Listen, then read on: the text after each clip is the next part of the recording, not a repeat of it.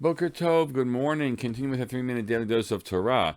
And yesterday we began looking at the opening phrase of Parshat Noach, and noting that to say that Noach was a tzaddik in Tamim b'dorotav is not clear what it means to say. Is it actually a praise, or is it somehow a bit of a critique of the man, even though he's better than the rest of them? There is, interestingly, a continuation of the verse, which at the end of the phrase of the pasuk, which reads, "Et Elohim hitalach Noach." Et in Hebrew usually signifies a subject that follows, an object that follows.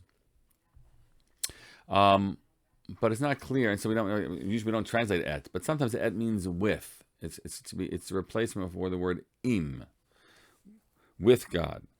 Says Rashi, Uba Avraham hu omer. We should note, because we've already started thinking in the first part of the phrase, how does he compare to Avraham? When it comes to Avraham, when God calls Avraham and tells him it's time for him to have his circumcision, he says to him, Hitalech lefanai v'heyeh tamim. Walk before me, lefanai, and be wholesome. So Avraham is told to, and apparently does, ultimately walks before God. So how do we compare the phrase to walk before God and to walk with God? On the one hand, you'll say it's not so nice to walk before God, and to walk with God is a statement of more kavod. On the other hand, of course, God instructs him to walk before Him, so you don't have to feel that He's insulting God at all.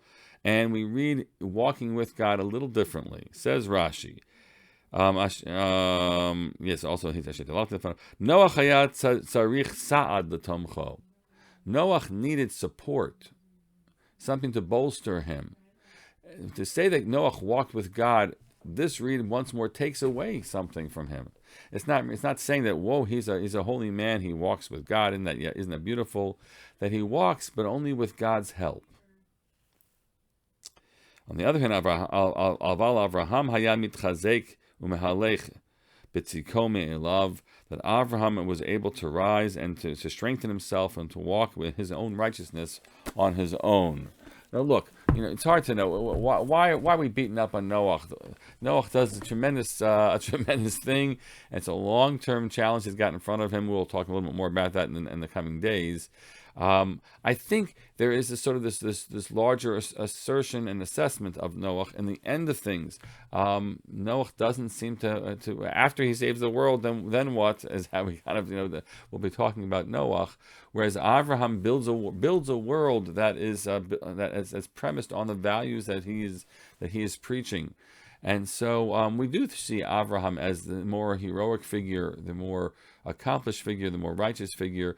And I guess to some degree, because Avraham, I hope I said Avraham is that, we need to figure out why is it that Noach didn't accomplish that. And so we look for these possible clues in this opening verse. To be continued, God willing, tomorrow. Have a great day.